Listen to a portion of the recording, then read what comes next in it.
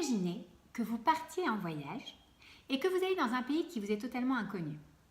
Alors dans ce pays, il y a des montagnes, il y a des vallées, il y a la jungle, il y a même des animaux sauvages et pire encore, il y a des brigands qui tentent des embuscades aux touristes perdus. Bref, vous avez le choix. Soit vous faites un voyage périlleux tout seul, soit vous prenez un guide averti pour vous accompagner dans cette aventure. Alors qu'est-ce que vous allez choisir? Évidemment, on va choisir de prendre un guide. Mais alors maintenant, quel type de guide on va choisir?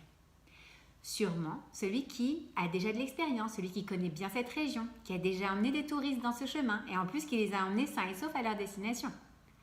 Et dans l'aventure de l'existence, qui choisirez-vous comme guide? Eh bien, le Télim 16, verset 5 nous dit « Hachem menatrel kivechosi, atatomir gorali » L'Éternel est la portion de mon sort, mon calice. C'est toi, Hachem, qui consolide mon lot. Alors, qui consolide mon lot? Qui guide mon destin? Eh bien, Rachi nous explique que Hachem guide notre destin, tout comme un papa guiderait son enfant. Alors, imaginez un jeune enfant devant un étalage, d'accord? À sa droite, il y a des bonbons et à sa gauche, il y a des médicaments ou n'importe quoi qui ne serait pas bon pour sa santé. Et vous voyez qu'il tend la main vers la gauche. Qu'est-ce que vous allez faire? Eh bien, vous allez tout simplement prendre sa main et la rediriger vers la droite, vers les bonbons. Eh bien, Rachi nous dit que de la même manière, Hachem guide nos mains vers ce qui est le mieux pour nous. Vous vous souvenez, dans la Parashat Nitzavim, lorsqu'Hachem met devant les Bnei Israël d'un côté la vie et de l'autre la mort, d'un côté la bracha, la bénédiction, de l'autre côté la klala, la malédiction, eh bien, il nous dit de choisir la vie. Il nous demande de choisir donc tous les mots et les actions qui nous mèneront vers cette vie. Alors, si on reprend notre question de départ, qui est-ce que je vais devoir choisir comme guide pour m'accompagner dans mon voyage, dans mes aventures de l'existence, d'accord? Eh bien, à cette question, il y a plusieurs possibilités. Il y en a certains qui choisiront, eux, de se laisser guider par les publicitaires, par exemple, ok? Alors, eux, leur choix, c'est simple. Leur choix de vie, eh bien, elle va être en fonction de la dernière mode, de la dernière destination de vacances où il faut absolument être vu, d'accord, du dernier job hyper tendance, etc. Alors, il y en a d'autres, eux, ils se laisseront guider par leurs impulsions, leurs envies du moment, sans vraiment penser à rien d'autre. Il y en a d'autres, eux, eh bien, c'est le poil qu'ils ont dans la main, c'est-à-dire qu'ils choisiront finalement n'importe quelle option pourvu qu'il n'y ait pas d'effort à fournir. Pourquoi se fatiguer quand on ne peut rien faire, n'est-ce pas? Mais en fait, on sera toutes d'accord pour dire que tous ces guides, eh bien, ils ne vont pas nous emmener très loin dans l'existence. En fait, ils risquent même de nous éloigner de notre destination finale, de notre mission sur Terre. C'est pour ça que David Ameller nous dit « Hachem consolide mon lot, Hachem guide mon destin ».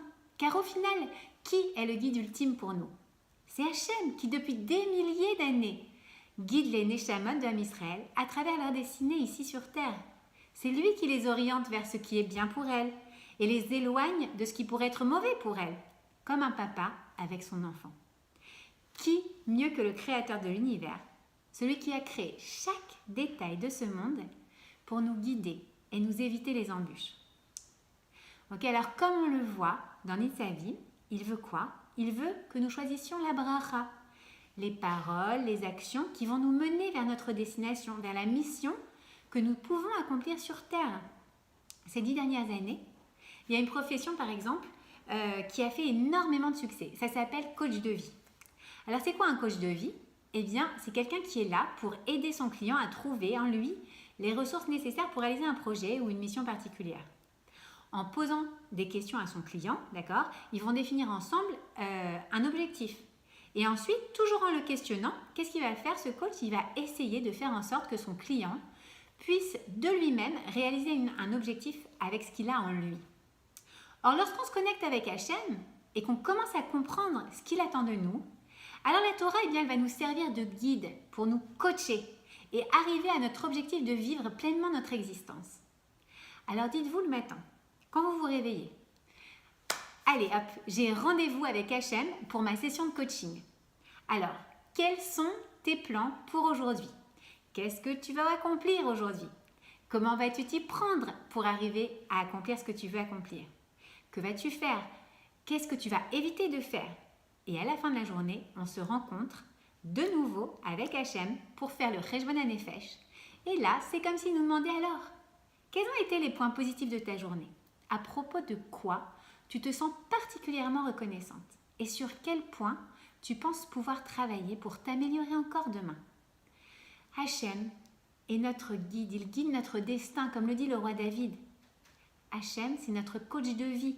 Il nous aide à trouver les ressources en nous-mêmes pour traverser le chemin de l'existence du mieux qu'on peut. À la semaine prochaine.